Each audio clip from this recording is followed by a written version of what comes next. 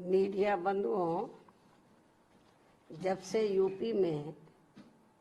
9 विधानसभा की सीटों पर उपचुनाव घोषित हुए हैं और इस बार इन सभी विधानसभा की सीटों पर बीएसपी भी अकेले ये चुनाव लड़ रही है, तो तब से बीजेपी व सपा गठबंधन की नींद उड़ी हुई है। जब से उन्हें मालूम पड़ा कि बीएसपी भी 9 विधानसभा की सीटों पर बाई इलेक्शन लड़ रही है, तो तब से बीजेपी व सपा गठबंधन की नींद उड़ी हुई है, क्योंकि बीएसपी ने यहाँ काफी समय से एक आदि उपचुनाव को छोड़कर अधिकांश उपचुनाव नहीं लड़े हैं। तब से खासकर ये दोनों पार्टियां यानी कि बीजेपी व सपा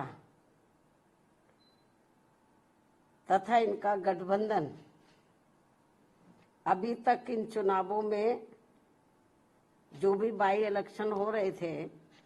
तो अभी तक इन चुनावों में अंदर अंदर आपस में मिल बांट कर ये चुनाव लड़ते रहे। लेकिन इस बार हो रहे उपचुनाव में जब बीएसपी में मैदान में डटी हुई है, तो अब इन दोनों पार्टियों में इनके गठबंधन की काफी परेशानियां बढ़ गई हैं।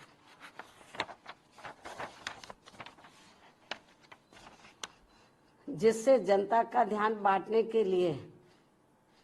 अब बीजेपी बटेंगे तो कटेंगे और सपा एंड कंपनी के लोग क्या कह रहे हैं, जुड़ेंगे तो जीतेंगे। इन नारों को प्रचारित करने व इनकी पोस्टरबाजी आदि भी खूब करने में लगी है, जबकि इनकी हर मामले में रही दोगली सोच व नीतियों को ध्यान में रखकर वास्तव में होना ये चाहिए कि बीएसपी से जुड़ेंगे तो आगे बढ़ेंगे व सुरक्षित भी रहेंगे। हालांकि प्रदेश में विकास व कानून व्यवस्था के मामले में बीएसपी की रही सरकार की तुलना में बीजेपी की वर्तमान में चल रही सरकार से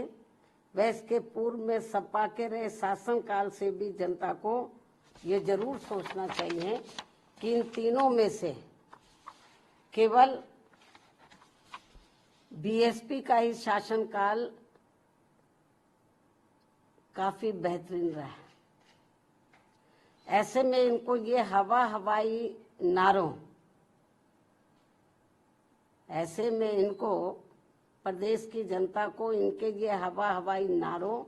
व पोस्टरबाजी आदि के चक्कर में बिल्कुल भी नहीं पड़ना चाहिए। इसलिए अपनी कमियों की वजह से ही अब बीजेपी के लोग ये नारा लगाकर उपचुनाव में वोट मांग रहे हैं कि बटेंगे तो कटेंगे, ये नारा लगाकर वोट मांग रहे हैं, तथा वही सपा के लोग भी ये नारा लगाकर वोट मांग रहे हैं कि जुड़ेंगे तो जीतेंगे। जबकि इनकी आड़ में ये दोनों पार्टियां यहाँ के लोगों को केवल गुमराह कर रही है। इन नारों की आड़ में